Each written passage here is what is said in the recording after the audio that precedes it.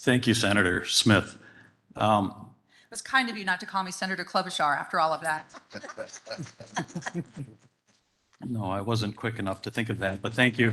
Hello and welcome again. And I'm going to run right into the oral piece of the letter that we had sent you earlier on our project. Want to thank you guys for the opportunity today before in support of the federal investments in tribal infrastructure. As you've seen earlier today, my tribe, the Shakopee Mdewakanton Sioux community, is guided by our Dakota values. This includes a tradition of living in harmony with our surroundings, as all tribes do, and sharing our natural and material resources in abundance that we have with our neighbors. So our infrastructure, particularly all of our projects that help to protect the environment, is a big part of our commitment. Today, I wish to highlight our one noteworthy project that we had started years and years ago, approximately 10 years ago, and it's called the Organics Recycling Facility. Now, this was born out of a project that didn't start out to be just what it is. It was going to be much more, but I think that our neighbors and even the state and the country aren't ready for source separated laws and materials that are required to be disposed of in certain ways. But we haven't gotten to that. But as we call it, the ORF, that's the acronym for the Organics Recycling Facility. It's a natural process of breaking down our organics and the materials that would have been tossed in a landfill. And instead, we use a high quality compost and compost blends and mulch. And we sell those products or donate them to local schools, cities, and nonprofits. We have quite a list of those. From 2013 to 2020, the ORF accounted for 23% of all organic material composted in the Twin Cities metropolitan area.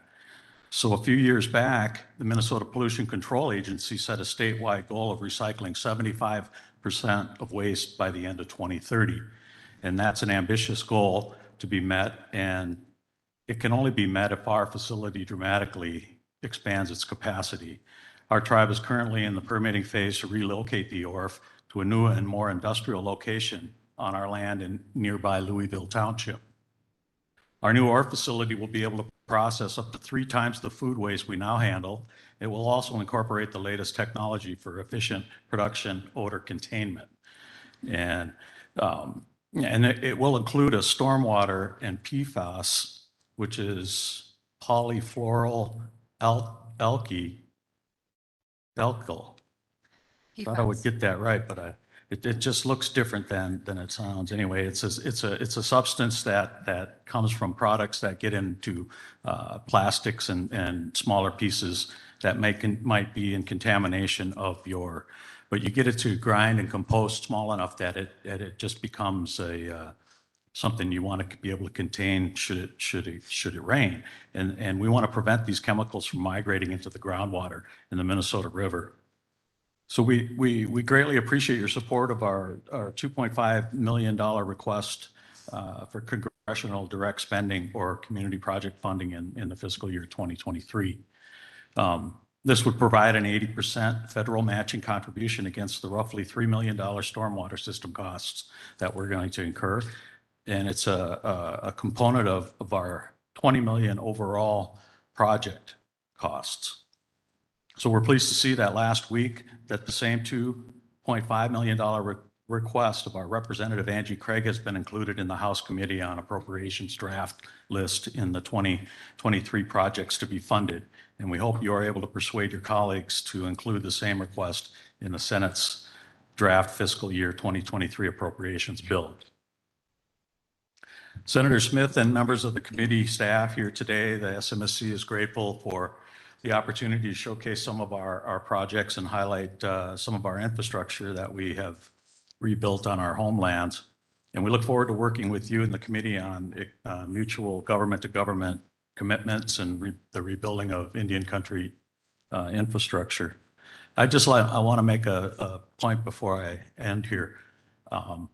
We're very, very fortunate here at Shakopee. But that doesn't mean that carries forward to the rest of the tribes in Minnesota, even the region and across the country. for every one of us, there has to be at least 20 or more gaming facilities that provide the intent of tribal gaming for jobs and for adding to the coffers. But they need all of the help they've ever gotten. They need even more. Their needs are greatly unmet. And I think this will be the start of something that I think would be very helpful for tribes across the country. So, Padamia, thank you very much. Kamyai. Chief Executive Benjamin.